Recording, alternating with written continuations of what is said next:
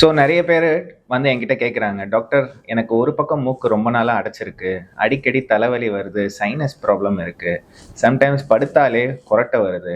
மூக்கு எப்பவுமே அடைச்ச மாரியே இருக்கு டாக்டர்." அப்படின்னு நெறைய பேர் வந்து கேட்குறாங்க.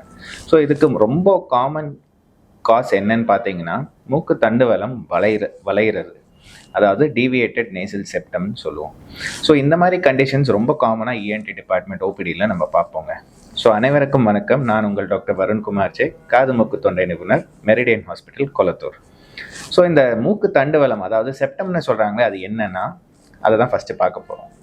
ஸோ மூக்கை வந்து ரெண்டாக பிரிக்கக்கூடிய அந்த சுவர் வந்து செப்டம்னு சொல்லுவோம். ஸோ இந்த செப்டம்ன்றது நடுப்புற இருக்கிறதுனால தான் ரெண்டு மூக்குமே ஈக்குவலாக பிரியுது. ஸோ ரெண்டு மூக்குமே ஈக்குவலாக இருந்தால் தான் ப்ரீதிங் ஈஸியாக இருக்கும். அப்போ தான் மூக்கில் இருந்து காற்று நுரையீரலுக்கு போய் ஆக்சிஜனேஷன் நல்லா நடக்கும். சில பேருக்கு இது பிறக்கும் போதே வளைஞ்சு இருந்தாலோ, இல்லை வளரும் போது இந்த செப்டமானது ஒரு பக்கமாக வளைஞ்சிருந்தாலோ, இல்லை சில பேர் ஸ்போர்ட்ஸ் விளையாடுவாங்க, அதாவது பேஸ்கெட் பால், இல்லை ஃபுட்பால், இல்லை பாக்ஸிங், இந்த மாதிரி பண்ணும்போது இந்த தண்டுவலத்துக்கு மேலே ட்ராமா ஆகும்போது ஒரு பக்கமாக வளைஞ்சிருங்க. ஸோ இந்த மாதிரி வளைஞ்ச தண்டுவலத்தினால அவங்களுக்கு என்ன பிரச்சனை வரும்? ஸோ ஒரு பக்கம் வளையும் போது இன்னொரு பக்கம் ஜாஸ்தி ஸ்பேஸ் கிரியேட் ஆகும். வளைஞ்ச பக்கத்தில் கம்மி ஸ்பேஸ் இருக்கும். ஸோ அதனால் என்ன ஆகும்னா, இந்த கம்மி ஸ்பேஸில் காற்று போகும்போது அவங்களுக்கு மூக்கு அடைப்பு ஏற்படும். ஸோ ஒரு மனுஷனுக்கு வந்து நேசல் சைக்கிள்னு ஒன்று இருக்குது. அதாவது ஒரு பக்கம் மூக்கு வேலை செய்யும் போது அடுத்த பக்கம் மூக்கு வந்து அதோட வேலையை நிப்பாட்டிட்டு அப்ஸ்ட்ரக்ட் ஆகிடும். ஸோ எவ்ரி 4 hours ஒரு மூக்கு தான் வேலை செய்யும். இப்போ இந்த மூக்கு வேலை செய்யுதுன்னா இது ரெஸ்ட் எடுக்கும், இது வேலை செய்யும் போது இது ரெஸ்ட் எடுக்கும்.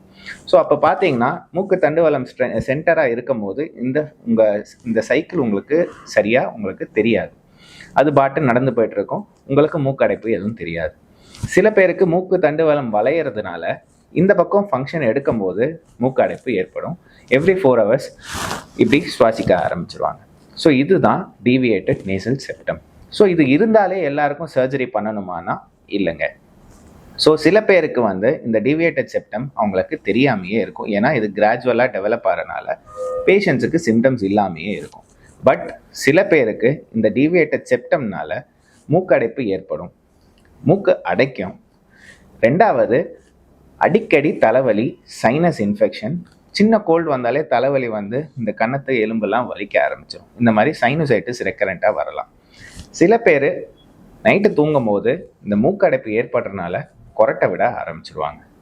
அலர்ஜி இருக்குது அப்படின்னா இந்த டீவியேட்டட் செப்டம்னால சதை வளரக்கூட பாசிபிலிட்டிஸ் இருக்குது.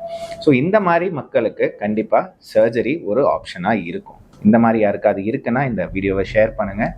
நன்றி, வணக்கம்.